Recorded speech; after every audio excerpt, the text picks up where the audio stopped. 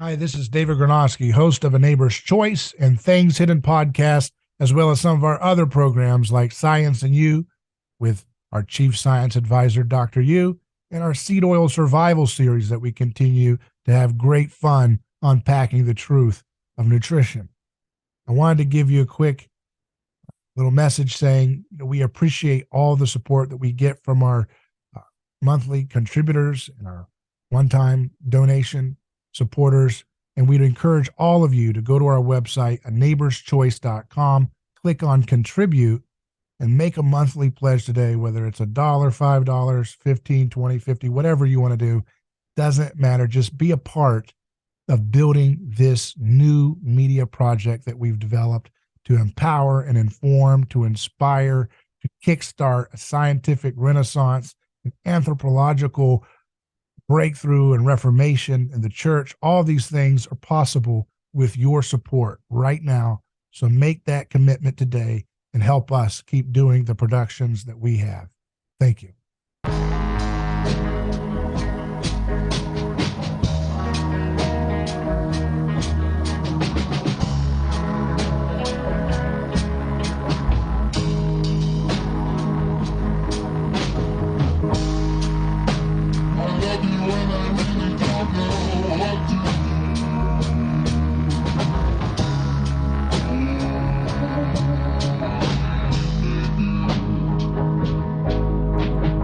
Back with another Things Hidden discussion, and so great to have you guys with us today.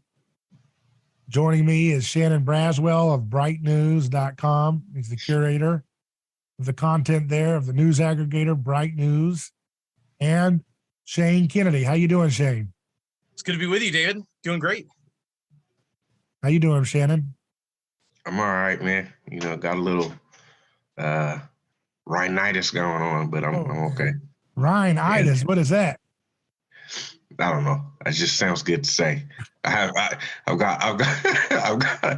allergies going on. Ooh. Oh, I was about to ask if that means you're turning into a rhino. Yeah. Or maybe you're sick of rhinos, or you're sick of the rhinos that raise the dead, huh? Yeah, maybe their skin flakes are shedding off, and I'm catching the residue. Well, let's talk a little bit about some of the headlines that are going on right now. We have news that they have reached some kind of a debt deal.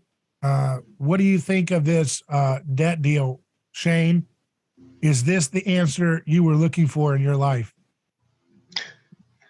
Well, to tell you, it solves everything. You know, I don't have to worry anymore about anything. This did it. No, this is just more of the same. And I think most anybody in the know knew that it wasn't going to go to default, because at least for now, the world financial system, it relies on the U.S. dollar, and it piggybacks on the U.S. government not defaulting and still having full faith and credit of the people around the world that we threaten to maintain full faith and credit in the dollar. So I actually think that this isn't the real story. As far as the dollar goes, the real story is China right now is going around and they're making deals with Brazil. They just made a deal I think within the last week with Argentina. And they're making deals with countries, Thailand, they're making deals with countries all over the world to start settling payment entirely in Chinese yuan, and completely cutting the dollar out of these transactions. And it's happening more and more. So the thing is, they raised Uncle the Sam debt getting ceiling up in people's faces right now and dropping helicopters off the sky like they used to do in Central and South America? Huh?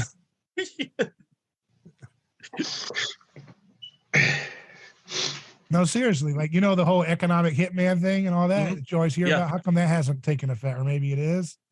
Well, I think we're living in the post-economic hitman time period. I think all those countries have been hit already. Is it that America is tired and they don't even bother to send little little economic hitman like that, or do you think it's more like there's counter hitmen that are staying there on behalf of China that are like making sure their helicopters are in good order before they fly? Like, thanks for doing a deal with us, Argentina. And let me check your helicopter real quick and make sure there's no banana peels or anything tricking up the engine there that's going to mess this thing up when you get up in the air. Well, it kind of seems like if you're going to be a masterful bully, it requires that you make people feel isolated and you make people feel alienated. So there was a long time period where the United States was able to bully other countries very, very well and to force them into the American system. To force them to settle all of their payments in the dollar, to force them to hold on to U.S. Treasuries as the main assets of their financial systems. But the problem is that they have other options now, and these other countries they're talking to one another and they're saying, well, what has America really done for me lately? They've overthrown my government. I see them overthrowing other countries' governments.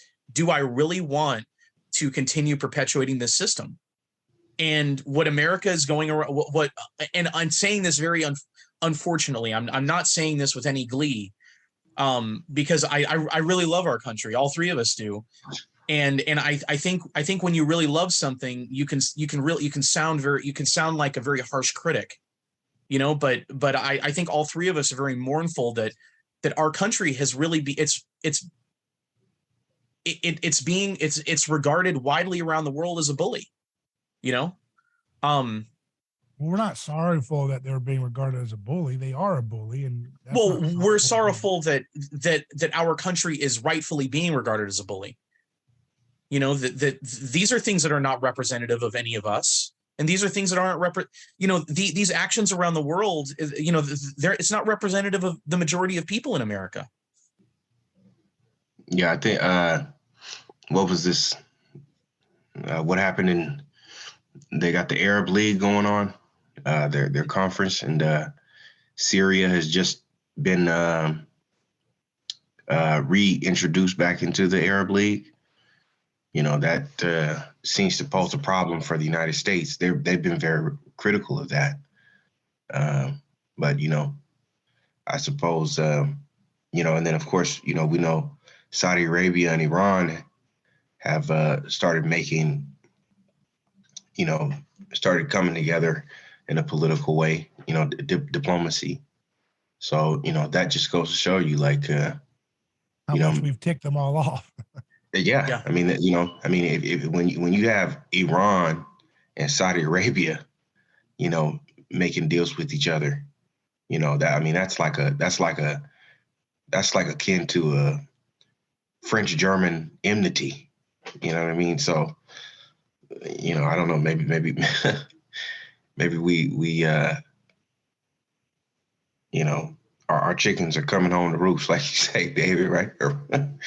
It's not turning. Obama, one of the greatest presidents of all time, according to the media, and his pastor who taught him everything he knows, Jeremiah Wright, said, America's chickens are coming home to roost. Malcolm X said that first, I think. That's where he's getting that from. Yeah. But he said that over and over again, and Obama disavowed him because he had to take care of business and get them drone wars started. And then Turkey's doing stuff too. Talk about Turkey. Yeah. Anybody seen what Turkey's doing this season? What's going on? Well, they just had their election, and Erdogan, he won again. Yes. So and he's pretty conservative. They there's one article. It says democratization canceled. Erdogan wins Turkish run-ups. This is from the European Conservative. Incumbent Turkish President Recep Tayyip Erdogan won the second round of Turkey's presidential elections on Sunday, May 28th, securing another term as leader of the country after leading it for 2 decades. So, I think I remember something in that article saying that the United States thought there was going to be a flip, that his opponent might actually win. We might have an ally in Turkey, but, didn't turn out that way. So. Do you think that Turkey will leave NATO? I don't think they will. Why? I think it's for a couple of reasons. One, Turkey's a lot safer being in NATO than out of NATO because, the Turks and the Greeks are always itching to go to war with one another. And with both of them being members of NATO, I think both of them know that if one were to start a war with the other, that all the other NATO countries would have to come in and intervene to put an end to the conflict. So that kind of stops both of them from going to war with one another.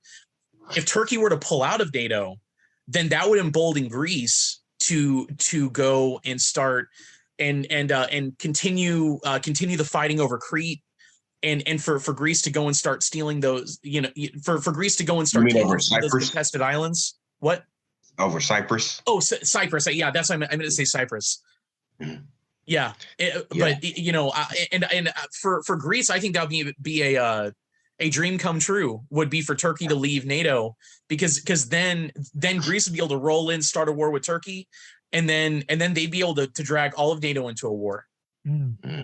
And then Greece would win. And Greece only has a population of 10 or 12 million people or something like that, and their population's cratering. Mm-hmm. So this is actually something I saw this morning. That there's a skirmish that's broken out on the border between Iran and Afghanistan. Have you guys heard about that? No.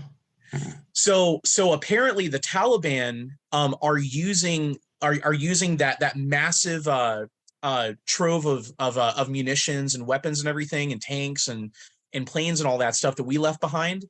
I guess that the Taliban have maneuvered a lot of that stuff onto the border with Iran. Uh-oh. and the Taliban have said that they will bury Iran. And I guess with the whole and what they're claiming and what they're claiming was that the deal they made? Maybe that's why they gave $80 billion.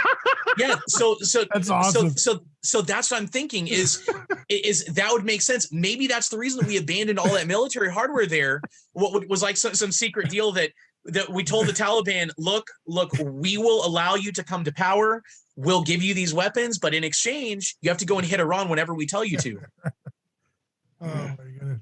But wait a second, Shane. You must be blaming America first, because Al Qaeda was in Afghanistan during and before leading up 9/11, and we fought them there. That's right, and we took them out. We don't have to fight them here. And the idea, if Saudi Arabia is friends with Iran, how could, and 19 of the hijackers or whatever, 17 of the 19 hijackers were from Saudi Arabia.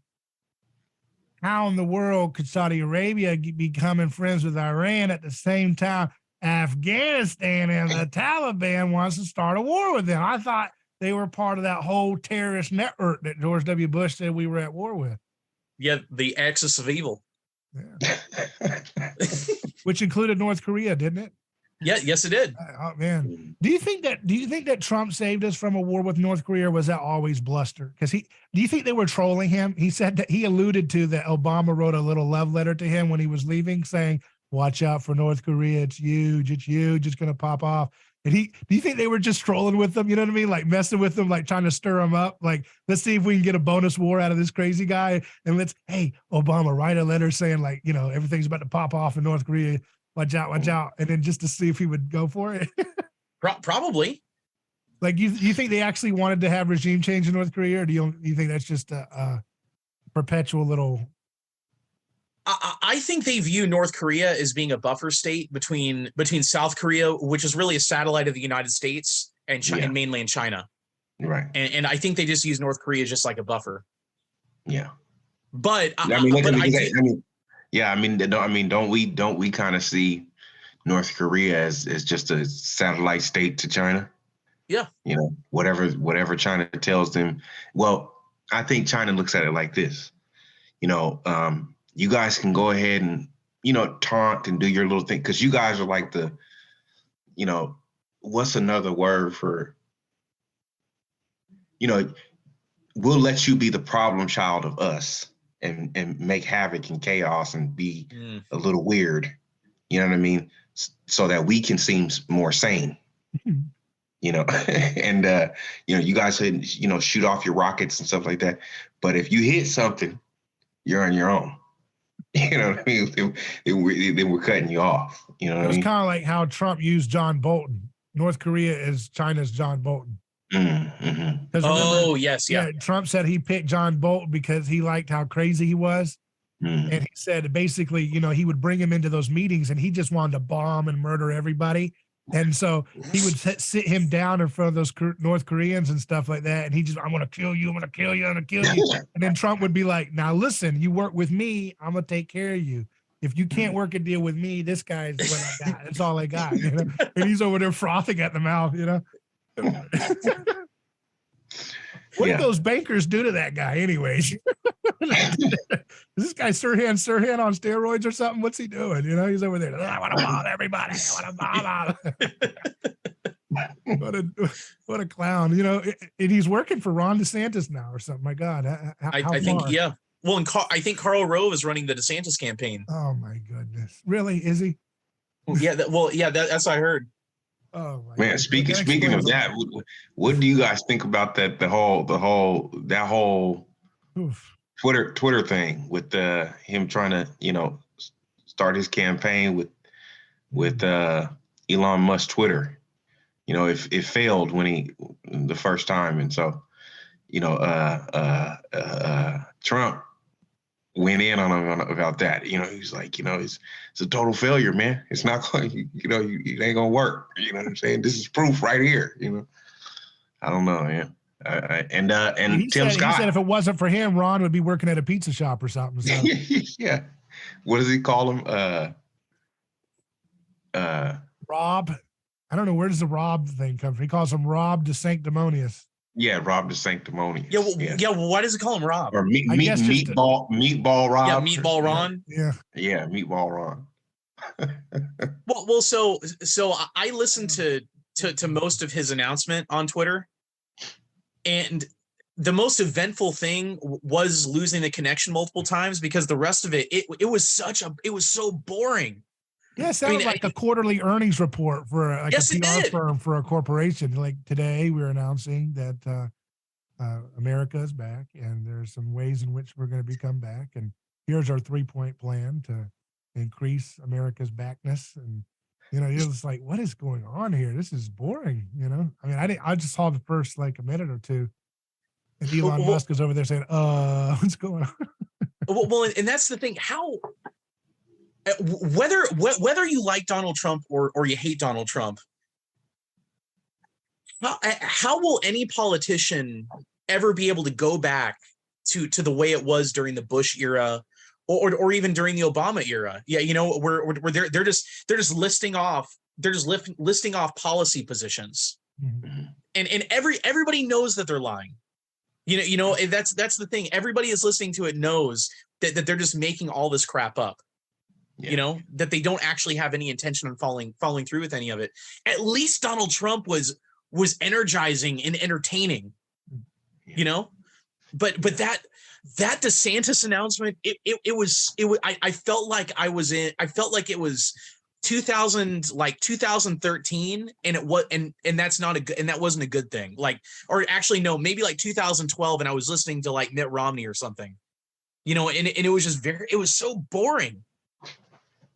Well, what about Tim Scott is in there now too. The senator from let me make sure I get it right. South Carolina. South Carolina. Yep, South Carolina. Yeah, I didn't want to say North Carolina. South Carolina, and then you have Ramaswamy. Yeah, Ramaswamy. Yeah. Now I'll say this: Ramaswamy is a pretty dynamic speaker. Mm-hmm. At least when it comes to the current slew of candidates. Yeah. But I don't know, man. Tim Scott's kind of boring to me. Yeah. Yeah. He's got that Ron drones DeSantis, on. that same Ron DeSantis Yeah. kind of, like, to me, they're good in where they're at in their place. Like as a senator and as a governor, I think they work really well. They seem to be very, very monotone. I don't know, man. Sometimes, like, I kind of feel like the monotone ones, we overlook them for that, but they probably are the most rational when it comes to dealing with politics. You know what I mean? They may not have that flair and that, charisma, and everything, but they probably are most capable of dealing with day-to-day, political activity. I don't know. I'm not, what do you call it? I'm not endorsing Ron DeSantis or Tim Scott, but not that it would matter anyways. But Well, I've said for a long time I'd really like to see Ron DeSantis as a if not as governor of Florida, I think he'd make a really good attorney general. Because the thing with Ron DeSantis strikes me as the kind of guy who will do really well where there's a very well laid out set of rules, a very well laid out set of parameters for him to play in. But when you're talking about being the chief executive, being the president, there is the rules are different for every single administration. Yeah. And that's one of the reasons that I would personally love to see Donald Trump get back in there because I'm sure he has an enemies list that's longer than Santa Claus's naughty list, man. They'll move heaven and earth to make sure that guy doesn't get anywhere near. Yeah. They're to do anything to keep that. I think it was interesting that one of the things that Fox News producer and that some of those leaks that they came out with about Tucker Carlson's firing, they said that the Dominion lawsuit, one of the stipulations of the settlement was that they had to get rid of Tucker. And Tucker Carlson never said anything about Dominion software company for elections. So it was interesting because it shows you, that they're a team player, as much involved. I mean, how dumb do you have to be to see how much, just the tip of the iceberg we've seen with how much the federal agencies were infested with Twitter that Elon Musk has revealed? And remember, he said he was going to reveal all the secrets about Fauci. He never did. Did you notice that? Never did that. Interesting. Fauci, the most highest paid federal employee, by the way, besides, beyond the president. He's paid well for what he does. Yeah. And he didn't come out with that. Richest man in the world couldn't touch the highest paid federal employee. I wonder why. He's probably tortured more dogs than anybody else in the federal government too. Elon Musk will wake up with beagles with human skin grafted onto their faces and stuff. Like, that's the kind of sick freak we're dealing with here, apparently. Yeah. But pangolin soup, man, that boy will blame any animal but himself. Pangolin soup caused this. Roasted bat caused this. Anything but me and my beagles with human faces grafted onto their eyes. My God, it's sick. He's like an 80s villain, by the way. You notice that? He's like an 80s villain that does 80s villain things. Yeah, Fauci, like horrible. Anyways, where was I going? Oh man, can't get those images out of my head now. We're just not cut out for this evil world, right? It's too vicious. No. Do you think Fauci? Do you think Fauci and Musk are mimetic rivals? I don't think so, because Musk backed down. He didn't double down on his rivalry with him. He just shut up, But because the thing, like Musk is into like attaching the wires and microchips to like chimpanzees and stuff, and then Fauci does the same thing to beagles. Like, do you think there's any kind of a mimetic rivalry there or anything? Or, but I tell you, so that's what it was. So we saw a tip of the iceberg with how many federal agencies were incestuously involved with Twitter.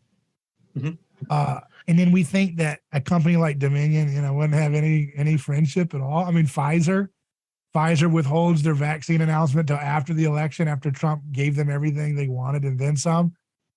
And we think that these people don't have a preference. We think that they don't have any, I don't even care about, the particulars of people's theories and evidences about elections, but just like basic common sense, basic level of intelligence at this point would observe that why would Dominion care about Tucker Carlson being fired when he didn't say anything about their company? He avoided feeding into the narratives that they had something untoward going on. And so it makes you see, well, maybe they're a team player. Maybe they don't want having a prime time show that's exposing the truth about the Ukraine war scams. Mm-hmm. Maybe they don't. Maybe that's just too much of a liability. They're a company man, so to speak. The organization Dominion is a company man company. They're a team player. Like Coca-Cola. Remember when they wanted to punish Georgia because of that tepid election reform bill that Georgia mm-hmm. did? They're a company team player. I know.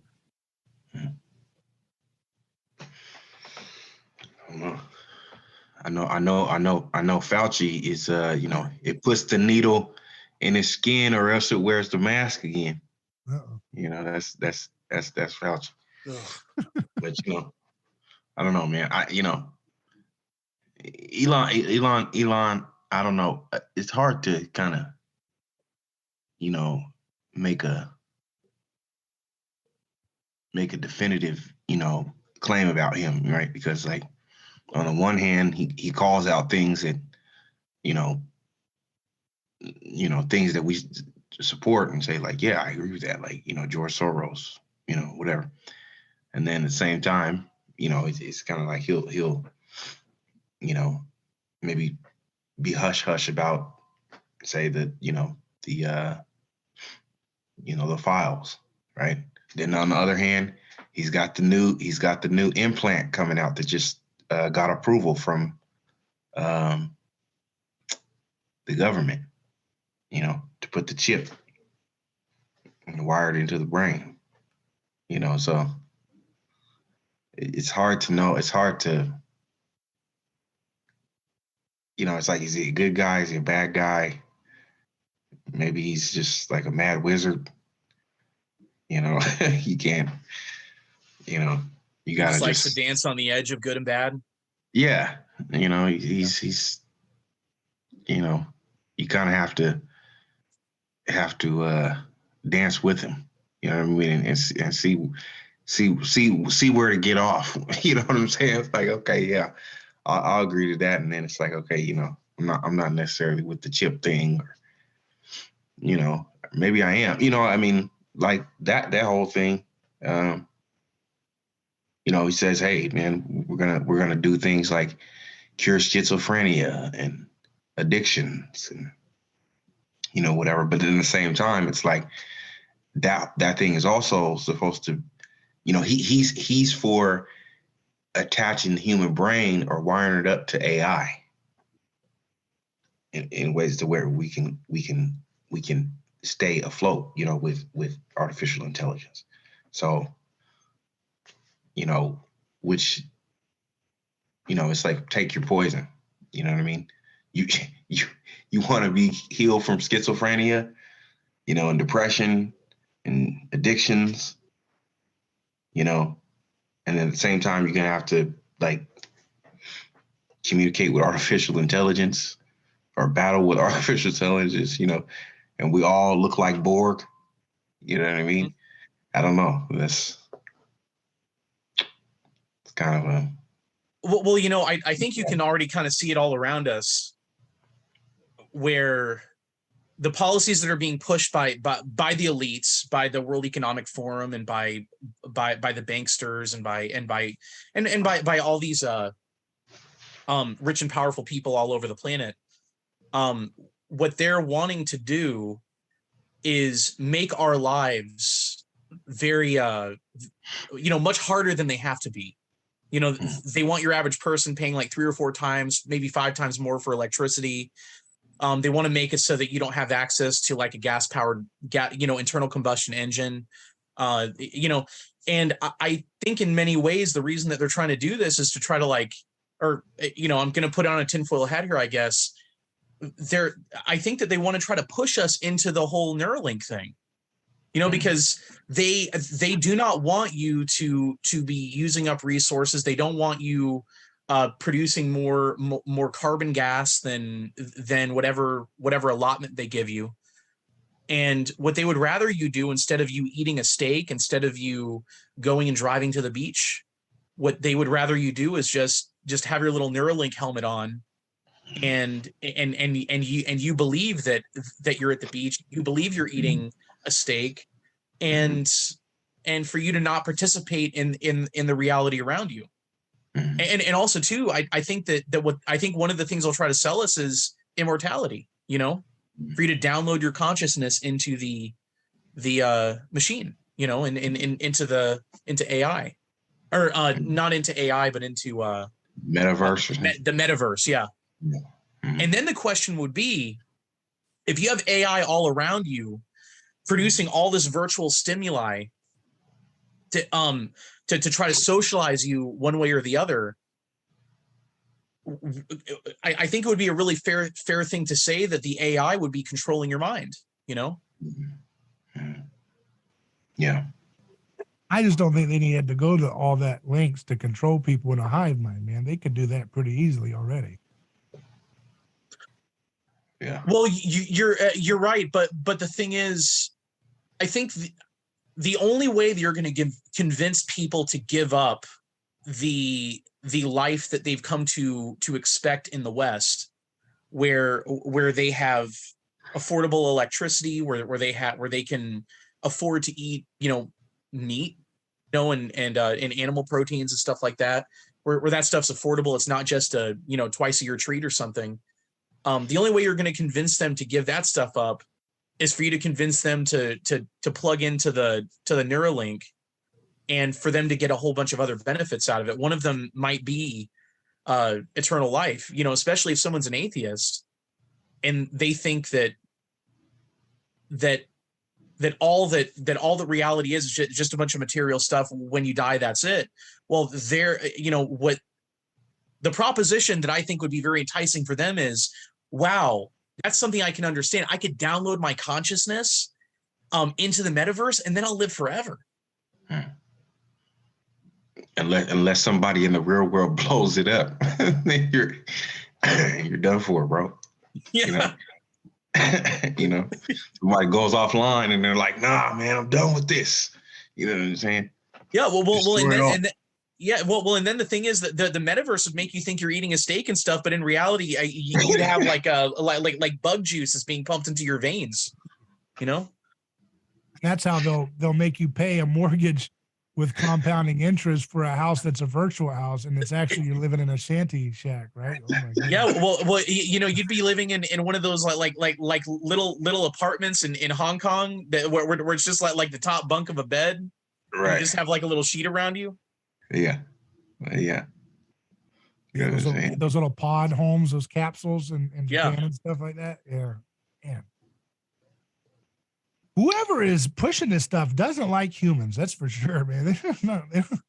You talk about, like, you know, if you like cows, you want them to eat grass and live out in the tundra or whatever. I mean, the forest and stuff. And I mean, but is that the new world order that they're talking about? I don't, you know, who's they talking about? Who they? Like, you know, Shane, what's that bishop's name? Vigano. Vigano, yeah. Yeah. You know him, David, Bishop Vigano? We you know, me and Shane have come to the conclusion that he may not be real. He may just be a, you know, no, I'm joking. You know, man. I hope he's real. You know. well, you know, this is the thing. Is he like Loch Ness Monster? It's like a figure. Well, he went underground. I do enjoy following him. I like to read the stuff that he puts out, but the pictures always look like they're from like 1998 or something, right? You know, and it just make, you know, it makes me wonder, like, Is vegan a psyop? Like what? Right. Like when was this recorded? Was this pre-recorded? Like Yeah. it was pre-recorded. That's like those Osama bin Laden tapes. They pull out something from 1996. They say Osama just responded to the latest thing Obama said. He'd be like, "I do not like this," and it's like you hear it and it's scraggly, and the cell phone quality is all blurry. You're like, "What is going on? What happened to this dude?" You know? And then he shows up buried at sea. Yeah. I mean, goodness, he was hanging out like right next to the West Point, Pakistan's West Point, and Pakistan is, very cozy with America, and he's like hanging out like 2 blocks from their West Point, and it's like he was playing, and then they took photos of his this home, and he's got Nintendo DS video games everywhere, like he was playing. I'm serious. They said they were Game Boy Color and all. He had Mario 3D Land and freaking Nintendo dogs, and it's like, what? This is a guy who figured out how to make these huge towers fall in on their imprint, and he's over there playing Nintendo dogs all day. That's what you do? I mean, the guy sounds like could have been like some. He's got some the next time. star in Silicon Valley or something. At that point, if you're able to have that kind of genius and have that much time to play Nintendo dogs in the middle of Pakistan and not be found for years. Yeah. Where is he connecting that to in the cave, though? I want to know what plug-in. Well, Shannon, the only thing I could figure on its own footprint with fires. I mean, it's just magic how this stuff works. Well, Shannon, the only power source I can imagine he had in the caves, it must have been some form of green energy, Yeah, talking about power, he had a subscription to Nintendo Power delivered to his house while he's wanted by the world's greatest empire, who has a very cozy relationship with Pakistan, and he's 2 blocks from their West Point where all their military stuff is. It's amazing how that stuff works, man. Whoever writes these plots, man, they're laughing all the way to the bank. I tell you that. Yeah. There's some plots that are just hilarious. Speaking of plots, so I found that earlier. I mentioned the debt thing. I know that you like debt, Shane. This is a post from Gunther Eagleman. I don't know who this is, but he says our GOP speaker is about to floor a bill that he believes helps the American people by 1, adding up to $4 trillion of debt. 2, funds 85,000 IRS agents. 3, gives Democrats a blank check until January of 25. And 4, keeps the border open and unsecured. So that's what you get with the Uniparty, firmly in power. Well, and this is another thing too. The whole narrative is that it's like they're raising the credit limit, because that's the way that we have to understand that's the only frame of reference that we have for our minds is when I run out of money on my credit card, I call up and I get them to raise my credit limit. And that's the way that the corporate press are trying to frame this thing. But that's not the way it is at all, because the US government doesn't have a credit limit. It all has to do with the way that the Federal Reserve Bank and everything works. What this is an excuse for them to print up to $4 trillion more dollars that will be used as assets for the banks to multiply that into into new credit, that'll percolate throughout the world economy. And I guess to put it in real world terms, before we started talking, before we started our conversation, David, we were talking about interest rates and how high they are, and the thing is, can you explain how that works and how compound versus simple interest are? Well, here before I do that, interest rates were very, very low for a long time. Mortgage rates were like 2 to 4 or 5%, which was really a record low. I don't think interest rates had ever been that low on mortgages. I think the entire history of the country. And also like auto loans had very, very low interest rates. It was a very, credit was very cheap for a long time. And, the reasoning behind jacking the interest rates up to the point that they jacked them up to now to where average people like us, if we want to go out and borrow money to buy a home, we're looking at 8, 9, 10% interest rate. To take out a loan for a mortgage. You're looking at really, really high interest rates to buy a vehicle, all sorts of things. The whole reasoning is we're being told, well, to deal with the inflation, we all have to do our part and just tighten up our belts. That's just what we have to do. Proud to be an American. That's what we have to do. Well, by Uncle Sam raising the debt limit, what they're doing is they're making it so that down the road we're gonna have to tighten our belts even more, because what they're doing is they're opening it up to print vast amounts of money for the banks. The banks aren't going to have to tighten their belts, but regular people like us are having to. And what it is, I think it was Ross Perot back in the, what was it 1992 or 1996? Ross Perot ran third party, right. and Ross Perot said that what we would hear is a great sucking sound, in the American economy from the bottom up, and that's exactly what this whole thing is. They're still printing money and doling it out to all the banks. They're still printing money, doling it out to all the people, to all the politically connected class. And then those of us that are at the bottom end of the totem pole, we're getting soaked. We're having to pay sky high interest rates on the money that trickles. Once it trickles all the way down to us, we're getting fleeced. But now and then they enslave us into debt. Yeah. And destroy our soil, so we have garbage food. Yeah, and what it is, it's a big redistribution of the wealth from the bottom up. And that's what it is. If you have more countries like Brazil, right, Argentina, moving towards the yuan, then doesn't that mean that our money is pretty much going to be worthless? I mean, it won't, there's no influence or power that we have to really keep the dollar, as the standard, right? Well, so what that means we're going to have to do, because Shannon, what happens with countries when they've been very irresponsible with their spending, when they've been very irresponsible with the printing press, in order to maintain the value of their currency, in order to keep it from inflating out of control and basically falling apart and going into the dustbin of history, what they have to do is raise the interest rate.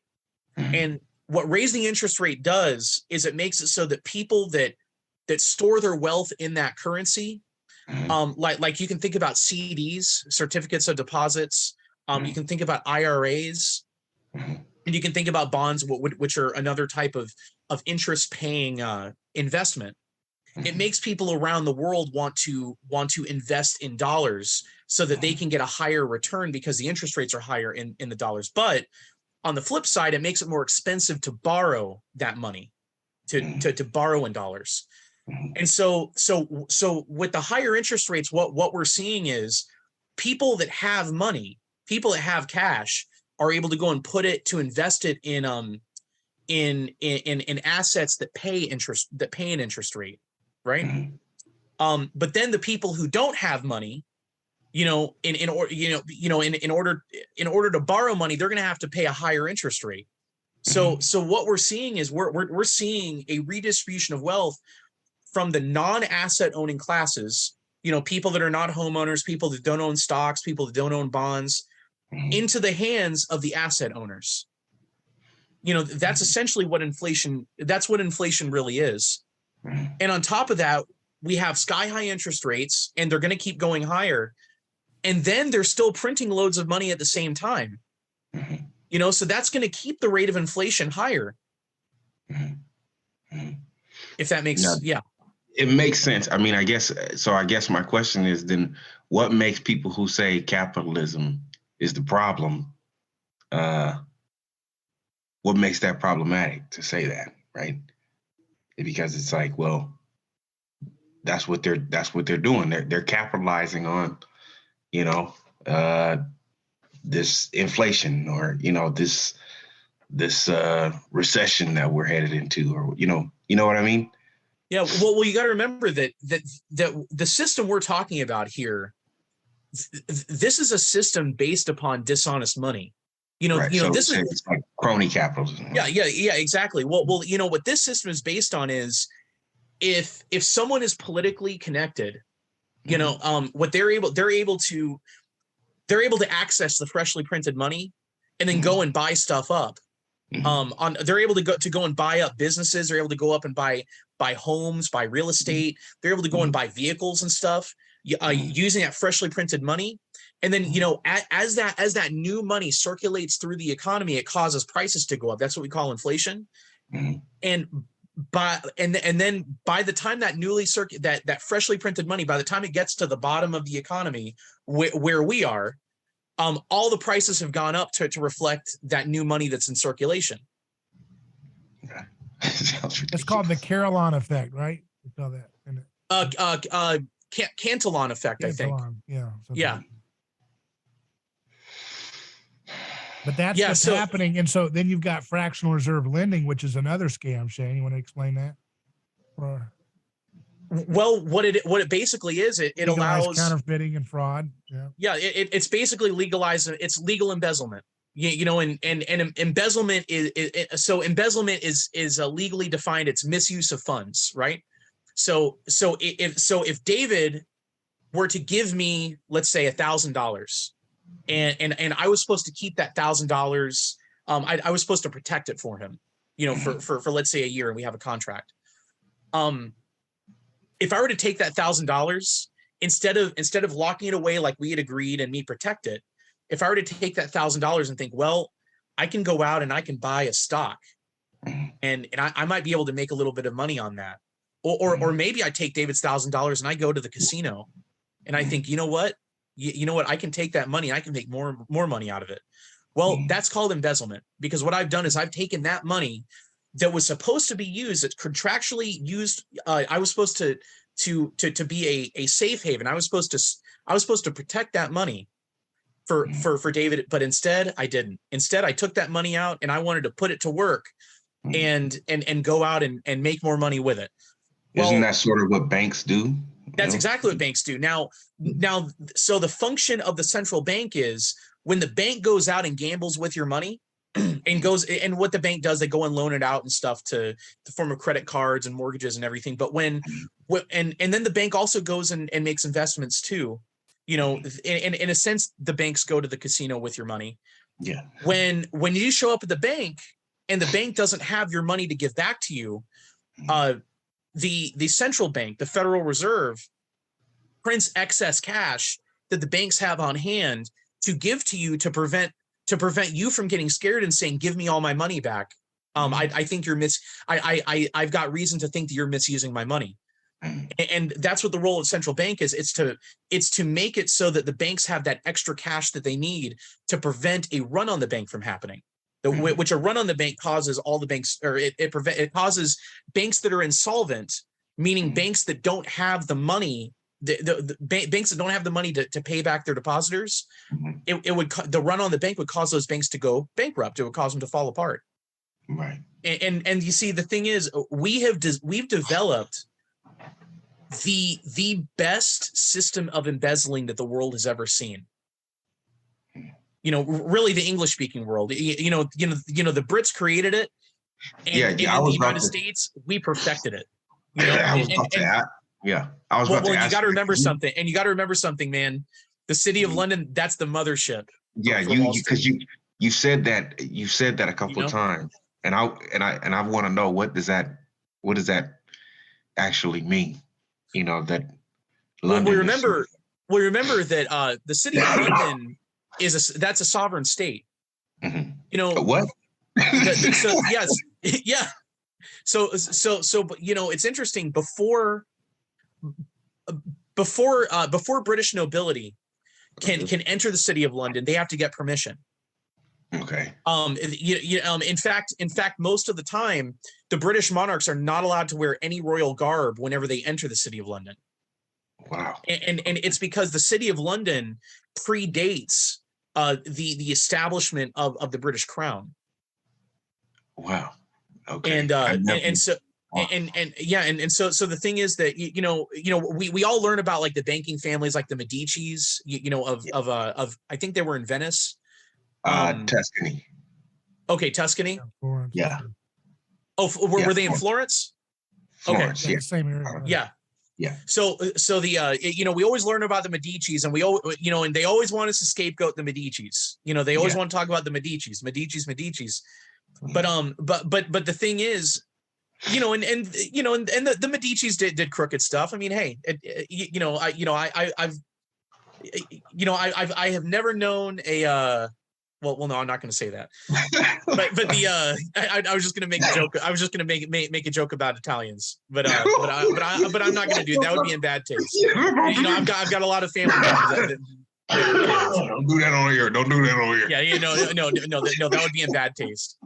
But the thing, the city of London, they really took the entire system of modern banking that the Medicis really kind of developed and innovated. They took it to a whole other level in the city of London. And that was really the beating heart of the British Empire. And the United States took the baton on after the British Empire started kind of cracking up after the First World War. Right. And then the United States became the English-speaking manager of the world empire. Right. Yeah. And now it's starting to fall apart. And the interesting thing is, if you follow the trajectory of Great Britain, the cracking up and falling apart of the British Empire, and you follow the economic troubles that country went through during the 20th century, following World War II.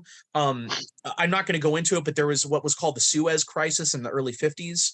Yes. Where the United States asserted its dominance in the world as the financial, it really is the financial juggernaut of the world, at least more powerful than the UK. The UK had to subordinate itself to the whim of the United States, and really it was a downward trajectory for the UK, and that's the reason that Brits that were born in the 30s and 40s who are still alive will admit that the standard of living in comparison to the rest of the world has it's significantly degraded over time in the UK. And that's because they lost their position as the world reserve, as being the holders of the world reserve currency. The British pound used to be the currency that all other currencies would be deposited in. The British pound used to be the currency that the world trade was settled in. And then the US dollar became that. Okay. And now the Chinese and the Russians are teaming up to break the dollar's monopoly on it. I don't think the dollar will ever be fully dethroned as the world reserve currency or as being a significant reserve currency. And if you look at what the Chinese and the Russians are saying, they're really not looking to dethrone the dollar necessarily. What they're really looking to do, like the whole policy that's being pushed by the BRICS nations, which is an acronym for Brazil, Russia, India, China, and South Africa. What they're really looking to do is replace the dollar as being the sole world reserve currency, meaning that all transactions are settled in dollars, and change it to be a basket of currencies, including the dollar. To kind of level the playing field and make things a little bit more fair. Yeah. And I don't see what's wrong with, personally, I don't see what's wrong with that. We're going to have a big standard of living decrease is what you're going to experience, right? Would you say, Shane? Right. If that happens.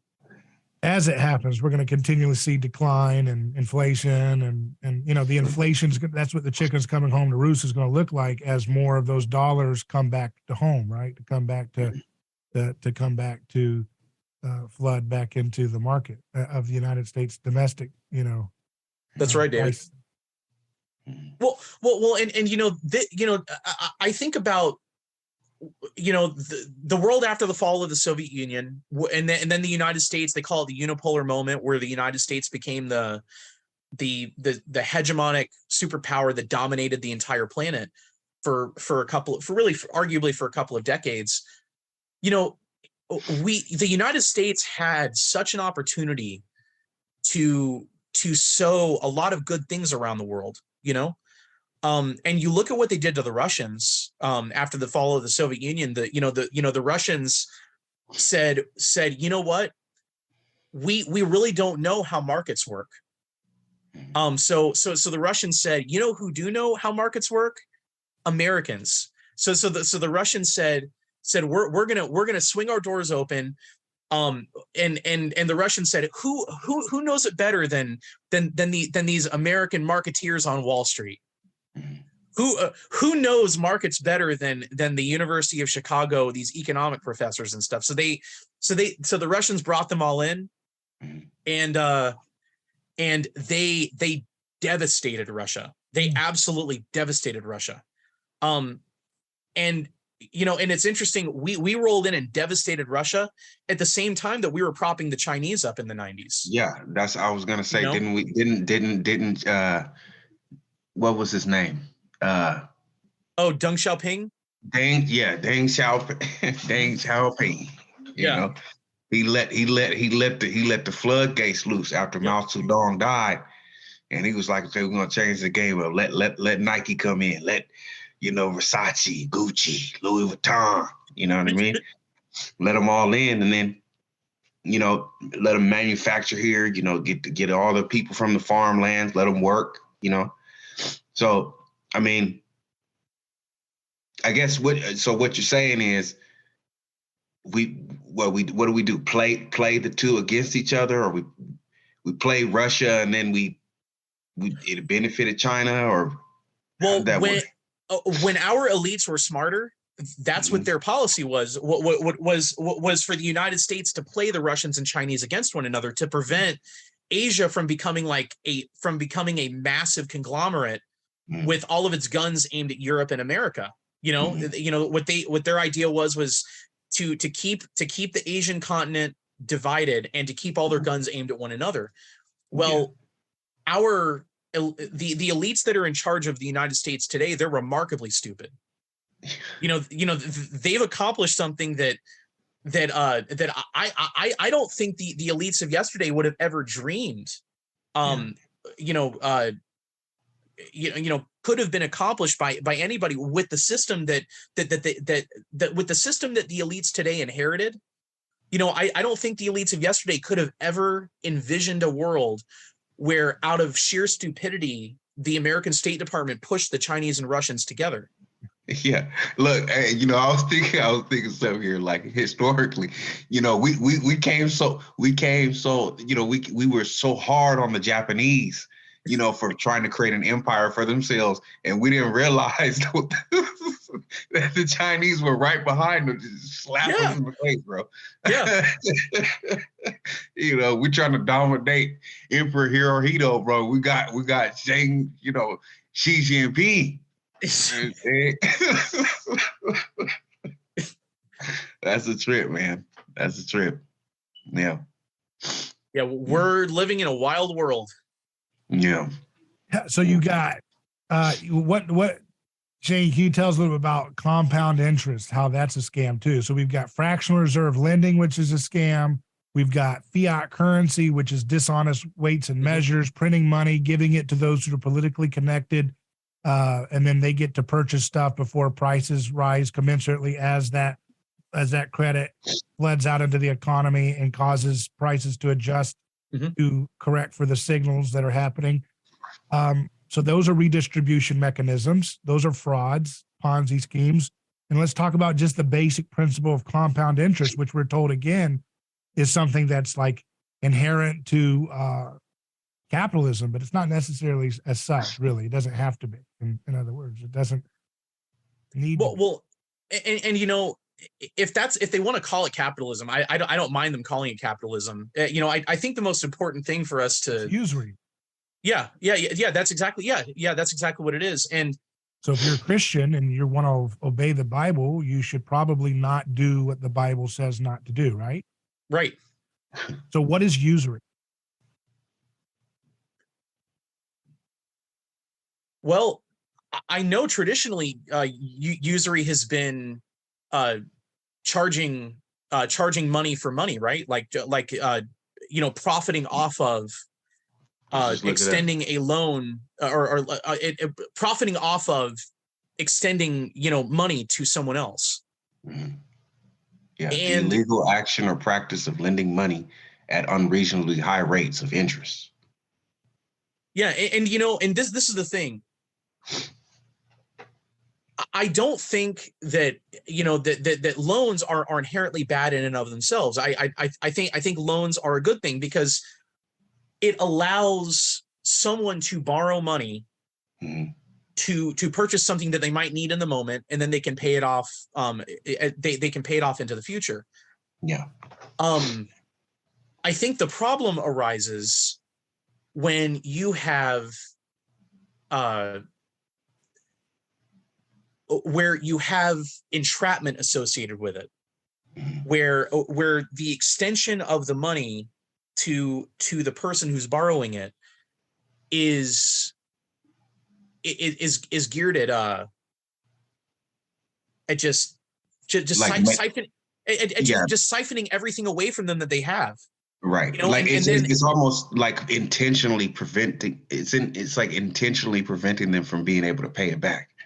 Yeah, yeah, and then these banks and these creditors and stuff, they have all these little rules and everything, and they say, okay, all right, you missed your first month, all right, so you missed 1 month's payment, so we're going to add this fee onto it, and because you missed that payment, well, we actually had you grandfathered into a discounted interest rate, so we're going to go back and we're going to reassess your interest, and we're going to charge you, we're going to back charge you to the beginning of your loan, and we're going to go ahead and add that on, and then we're going to charge interest on top of that interest. And then we need to assess another administrative fee on top of that, because we had to have somebody calculate all this stuff for you. That's not legal, Shane. They're not allowed to do that. Well, I think it's something like so most states have loan shark laws that say that you're not allowed to charge any more than 18% interest. At least that's what it is in Florida. Yeah, but compound interest is more than 18% interest. Right, but see, this is the thing. So there are carve outs, but when you're talking about like credit card loans, yeah, and credit card loans, there's some people walking around out there that have like 32 and 35% interest rates on credit cards. There's no way in the world those people are ever going to pay it off. If you had to borrow money to go and buy a bicycle at Walmart, there is no way you're ever going to pay that loan off when you're being charged 35% interest. It's not going to happen. But that's what those rent-a-centers are. The Xbox is supposed to be $300. It says make $10 on. You end up paying like $7,000 for it. Like in 30 years on it. Goodness. But this the interesting thing is a lot of these banks and credit card companies and everything. They base themselves in this one district in Delaware, and then they also base themselves in this one spot. I think it's in South Dakota or North Dakota. It's one of those two. And it's like Sioux Falls, which I think there's a bunch of Sioux Falls up in the upper Midwest. And that's confusing. But what? That's confusing. Yeah. Well, they probably do it intentionally. But Joe Biden used to be known as the senator from Visa. Mm-hmm. Because a lot of that's Delaware's major export is usury, I think. All right. But then it's either South or North Dakota that you end up receiving a lot of your credit card bills and notices and stuff from. It's always Sioux Falls, whichever Dakota it is. But so like compound interest, it's where the interest accumulates upon the interest. Mm-hmm. And that's the reason it's called compounding, is because and they'll calculate it day by day. There are even compounding interest. So it's all based on formulas. They even have compounding interest formulas that go second to second and minute to minute. So yeah, exactly. And that's the thing. The whole thing's geared at it's soaking us, It's just geared at it's soaking every little penny away from the poor that can possibly be soaked from them and then some. So now my question is, where did they get this from? Where did this come from? Who? We're supposed to be a biblical nation, right? We're supposed to be believing God in Christendom, in morals. Why create this system for God-fearing Americans. You know what I mean? And then the God-fearing Americans go ahead and say, I love this country. God save America. Bring on the compound interest. You know what I mean? I don't get that, man. Tell me, Well, it's certainly, I can tell, I can't tell you exactly where it comes from, but I can tell you it does not come from Jesus Christ. This is just a guess here, but I'm guessing the kingdom of the King of Kings does not have a central bank. Yeah. And it probably does not have a Wall Street equivalent, but I'm sure hell probably does, though. I mean, you got lots of passages in the Bible talking about don't charge interest, especially to the poor. And can you imagine, this is the thing that I have a problem with our system. It's got so much death anxiety built into the fabric that the wealthy, the people who made their money in the older generations, they feel this nasty, snarling death anxiety drama to make sure they get theirs, because they're the ones that have the assets in the middle class, or, the wealthy in the middle class. And so they have the option, theoretically, to do what's right.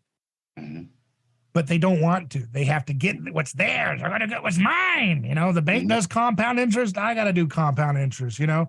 Why? Are you going to be poor without it? If you're wealthy and you've paid your bills and you've got assets that are going to be, gaining value. And I'm in particular talking about homes. Let's be real. I'm not talking about giving, poor people whatever they want. They want, designer clothes and that kind of thing, and they shouldn't have to pay. And I get that. But when it comes to like a basic foundation of having a stable family, which is a dwelling place, a cave that you're not allowed to even live in a cave in America. You're going to get zoned out of it. You know what I'm saying? So, unless you go along with like heroin and then you get free housing and everything else, I'm sure you could tell us about that, Shannon, being up in Seattle. The system over there is filled with that. But you know what I mean? Like if you don't want to do heroin, there's no place for you. You know what I mean? In America, you can't stay in a cave. You will be shot. Or you got to cross, or you got to change up your gender, Yeah, if you do that, then you get, free housing or something. But you have to claim a victim status that is approved by the state regime, which is always in opposition of like normality and reality and order and love and beauty, self-giving, all those good things. But everybody says they're for Christianity, but they don't live it. They've got the ability to give simple interest loans, but they want compound interest. Why? Because Babylon created compound interest 2,000 something years ago. 4,000 years ago? What is it? 2000 BC is when the Babylonians, ancient old Babylon, created the concept of compound interest. Shane, what is compound interest for layman explanation? What's compound interest? Can you explain it? So how when you're how when you're in school and you're taught about how to figure out percent increases, you're taught about how to calculate interest on something where you figure where like let's say that you borrow $1,000 from somebody and you're borrowing it at like 5% interest, and then you're going to pay them back. And you need to figure out what the interest is you're going to owe on that money. If you're borrowing it at 5%, that means you're going to pay them $1,000, the principal, plus $50 for the interest back, because 50 is 5% of 1,000. So that's the way that we're taught it in school, which that makes a lot of sense to us, and that's called simple interest, right? It's called Christian math. Yeah. That's called Christian math. Yeah. Well, so compounding interest is the kind of interest you have to have a very, very complicated formula to calculate it, where you have parentheses with an exponent, and the exponent is a fraction, and you talk about letters. You've got all these different letters and variables. You have to plug things in. You have to figure it's like the number of months multiplied by the number of days multiplied by the cycles. Yeah. Yeah, it's like moon cycles. Something Babylonians would be up to, right? They like to stargaze in Samaria. Yeah, but and the thing is, it calculates, and there are multiple different compounding interest formulas, and you can almost think about them as being like incantations that you'd find in some witchcraft book or something, and it's multiple different ones. Some calculate interest based upon the number of minutes over a period of time, and the way it works is you're calculating interest upon interest, Mm-hmm. But when you're talking about simple interest, which again is like David said, Christian math, you're just saying, okay, I borrowed $1,000 from you, and you're charging me 5%, and I have to pay it back to you in a year or within a year's time frame. So that means I'll be paying you back $1,050. You don't need a formula for that. But compounding interest, it gets really complicated and really, really hairy, and the whole, it's like an incantation. It's a curse. I think when you get down to it, it's like a curse. And that's what everybody's under. I mean, everybody in America who's a certain age pretty much has been involved with a mortgage and pulled their hair out all their life so you have to have 2 jobs at least, right? And then the kid gets shipped off to government schooling where they're deconstructed. They don't learn about compound interest usually too much unless they got a teacher like Don't even know what it is. You don't even know what you're getting into. Yeah, I mean, and so you don't have a chance. You don't have a snowball's chance in hell, really. The Amish take care if you're a young man and you step up and you don't want to be chasing girls around the churning butter machine. You know what I mean? You don't want to be playing that game no more. You're ready to step up and be a man. They're going to reward you by helping you with the pot that the community has together to get you a house constructed. Because they want to reward good behavior, risk-taking behavior, self-sacrificial behavior, responsible behavior, civilizational behavior, stable family formation, right? So they're going to reward you for that. And then you can and I'm not an expert on it, but I remember hearing about it, that you can then, pay it back through, you give it back in some way, but it's not designed while they're going to take you out of your house if you miss 2 payments, and it's this price, but it's not really this price. There's a magic potion here that's going to make it, because they should tell people, if you want to have an honest Christian society, tell the truth about the interest. When the price says $200,000 home, which is like $100,000 less than the average home is right now for sale, which is already an inflated thing caused by the boom bust, Federal Reserve predators in the first place. So it's already a predated price that they're going to take advantage of. And then they get you into that thing. And then they're going to, what is that, 100% or more? And percent is the interest you're really paying when you actually do the numbers. So they should say, this is the price as it is. If you do it with a mortgage, here's the actual final price. And this is the percent interest you're paying. It's 100% or more, 120% interest, right?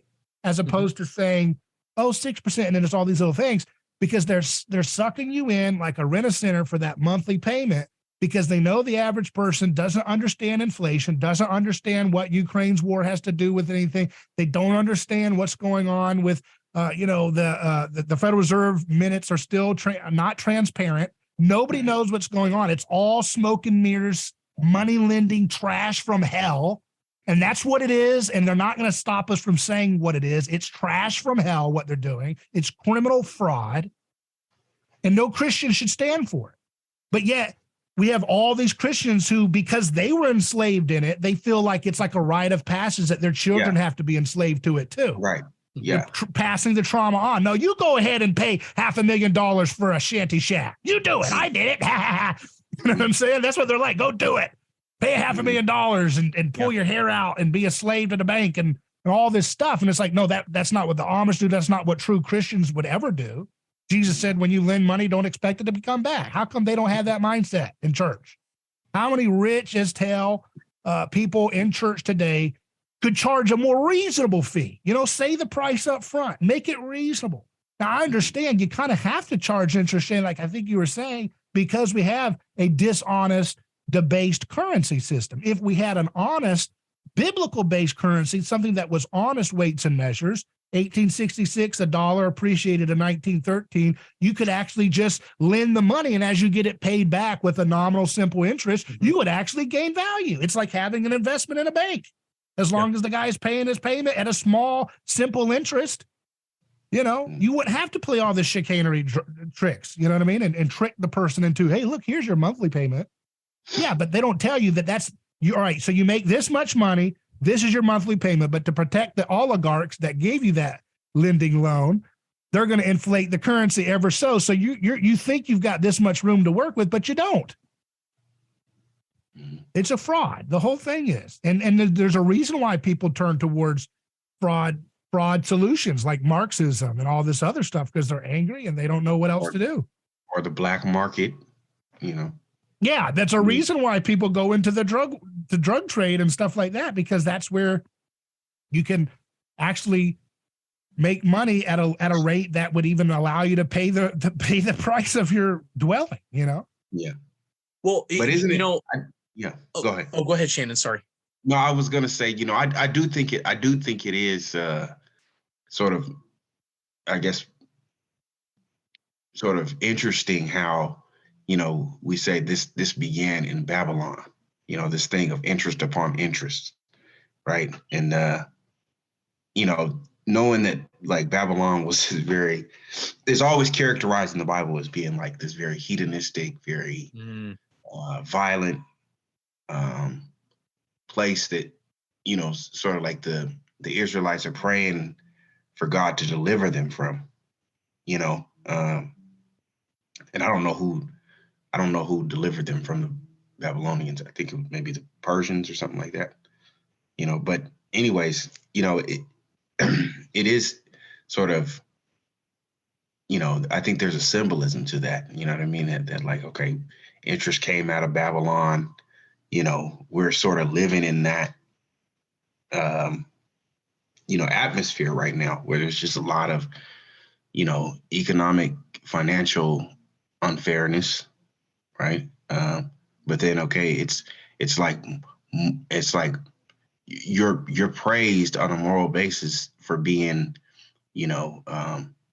like being, if you emasculate yourself, that's okay. That's a good thing. You know what I mean? If you talk, down about the church and Christianity in the West, that's a good thing. You know what I mean? So it's, I think there's an interesting link with that. What were you gonna say, Shane? So I've been reading lately. It's a pretty thick book, so I've been kind of skipping around through it. It's called "The Stripping of the Altars." It was written by a historian named Eamon Duffy, and he talks about the pre-Henry VIII English Church. Mm-hmm. And it's really interesting because he talks about how English Christianity prior to the revolution of Henry VIII was very simple, and it was very pious. Mm-hmm. And what he does in this, he looks back at the records that still exist, and he goes and looks at the material evidence, like of old churches and stuff. And he puts together a picture of what the Christian community looked like in an average English church, and we're talking like prior to the 1500s. And it's really interesting because one of the things that he really notes over and over and over again is the fact that the poor were viewed by the wealthy and by the well-to-do in the church as being kind of the summit of the church. And the whole idea was that God hears the cries of the poor. So the wealthy were always trying to stay in the good graces of the poor. Mm-hmm. So if you were a privileged landowner and you had an extra harvest, you can see that as a transitionary fossil, but a more healthy version of what we have now today with wokeism and allied right. status with victims, right? Yeah, but right. It got me thinking about that because today it's the opposite. It's the poor that look up and adore the wealthy. Mm-hmm. And I'm not saying this was absolutely the case in all churches or anything, but he definitely argues that this was kind of like the norm, that the wealthy were very in tune with who the poor were, with the widows, with the orphans, because they, one thing that the rich were terrified of were widows or orphaned or poor people crying out to God and saying so and so is sees my plight and does nothing. Because God is actually on the side of the victim. Yes, right? Exactly. But now it's like when you said the poor adore the rich, that's the envy that we see, actually kicking into gear. Yeah. You know what I mean? It's just like because they're going from an external mediator to internal mediation, which they're more jealous of, right? In theory, I could be Elon Musk if I get my app invested in from the right guy. You know what I'm saying? I could be Elon Musk too. So the fact that I'm not Elon Musk means Elon Musk is a little trickster, con artist, fraud, and I have been, so that's that. And he's pretty extreme example, but people really feel that way. People really feel that way. Yeah. Like it's because of, and it's because of it's because of your gender that you're that way, or it's because of your race that you've got that. You couldn't get that without your gender, without your race, without your, your privileges or whatever. And that becomes a stumbling block for resentment. It's what Nietzsche called that resentment, right? And that French word. I don't know. Luke says, in the Luke Gospel of Luke, Jesus says, love your enemies, do good to them, lend to them without expecting to be repaid. Then your reward from heaven will be very great, and you will truly be acting as children of the Most High. For he is kind to those who are unthankful and wicked. You must be compassionate, just as your Father is compassionate. Proverbs 16 says, keep God's laws and you will live longer. If you ignore them, you will die. When you give to the poor, it is like lending to the Lord, and the Lord will pay you back. Leviticus chapter 25, thou shalt take no usury nor increase of him, and thou shalt fear thy God, that thy brother may live beside thee. The money shalt thou not give him upon usury, nor lend him thy victuals for increase. And that's referring to thy brother, and if thy brother grow poor and he be fallen into decay beside thee, then thou shalt relieve him, be he stranger or sojourner, that he may live beside thee. And I would say that, even though America has abundance of wealth in some ways, there's a tremendous amount of people who are, they don't have any assets for having a stable home. They don't have any assets to be able to make sure they have a reliable place to build a family. That's why kids don't want to have kids. That's why young people don't want to have kids. The planet's going to blow up. Their existence is a threat to the planet and the cute little polar bears. And even if they wanted to have a house, they're not going to be able to get a place that would be safe and reliable for children to flourish, to be able to play outside, unfortunately, in a lot of places, if you're in an apartment, there's no place to really run around as a child, right? There's no place to get out and be free and safe to explore, Hello? You there, Shane? David? Yeah, there you go. You just froze for a second. Shane, are you frozen or just thinking? No, I'm just thinking. Okay. Yeah. We're all back, huh? Yeah, we're back. Yeah. All right. We started talking about the wrong thing, and I guess they found out. No, but yeah, I mean, that's true, man. Like people don't, people feel angst about trying to, build a family and stuff like that. I mean, why, if having children and having a family means debt, then I don't want that, right? I don't want to live with a burden, right? I mean, you quote that verse, a lot, David. Like, would it say, "Blessed is the man whose quiver is full." But see, I understand a lot of men who have kids, they ain't exactly feeling that way. You know what I mean? They're like, this is a lot more than I bargained for. I thought it was supposed to be a blessing, so yeah, it's strange like that. I don't know, man. Help us, Lord.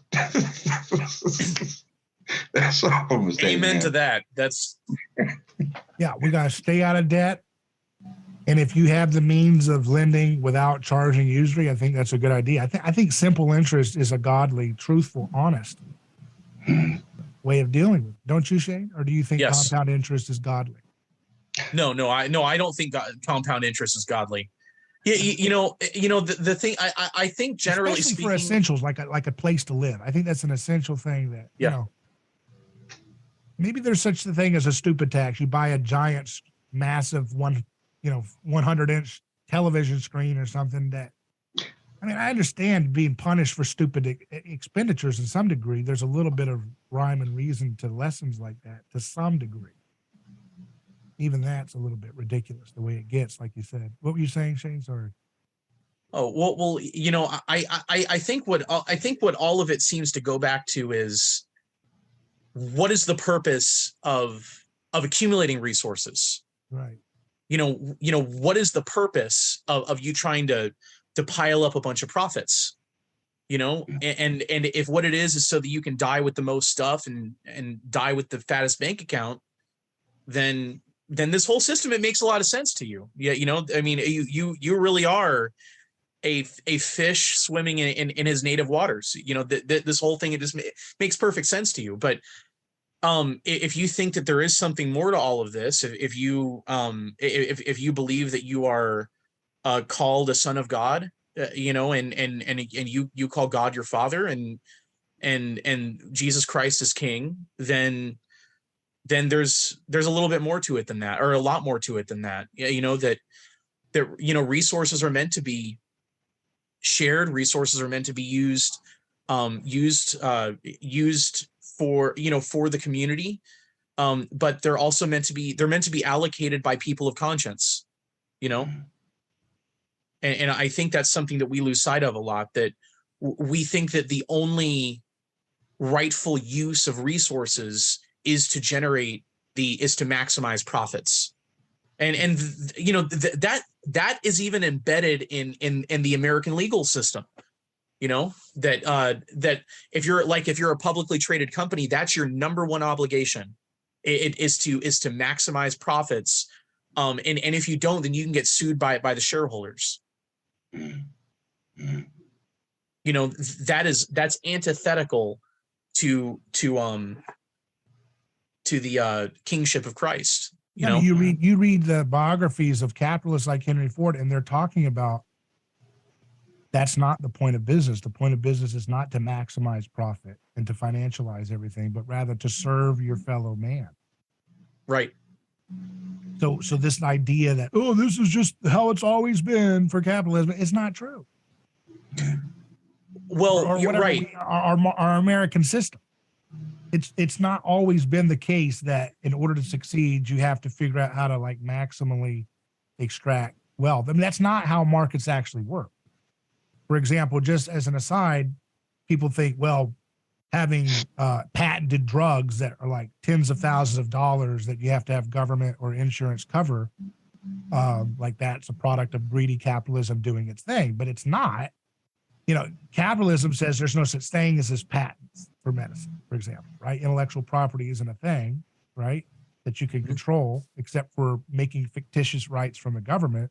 And so if something's in the generic public domain, like a dietary supplement or even a generic drug, and it's dirt cheap and it actually solves the problem and it doesn't have much margin, but it works and the market wants it, supply and demand would say that would be the solution. Does that make sense? It's not Yeah. the thing with the obscene profit margin is not what capitalism is naturally inclined to support. It's inclined, if in a market, in a free market, to support that which actually solves the problem the customer is looking to solve or whatever it is, right? So it's like, this drug is patented and it's got $10,000 in profit. This is a generic drug and it costs $1 to manufacture and $2 to sell or something like that.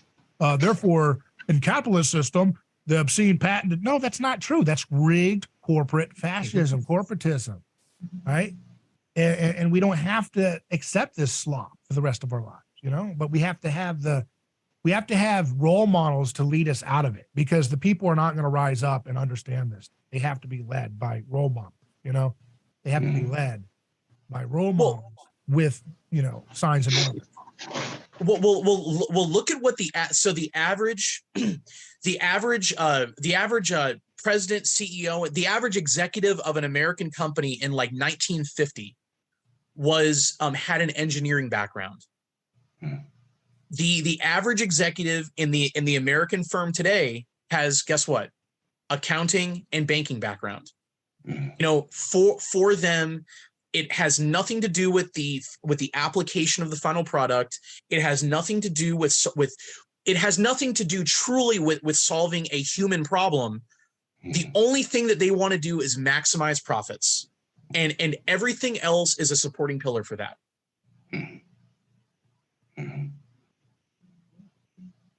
That's why we need Jerry Boyer on here, the makers, not the takers, man. That's a good Huh? Yes. Yeah. Well, hey guys, it's been great talking with you both. Yes, it has. Yeah, man. This was fun. Till next time. Take care. It's good to be with you.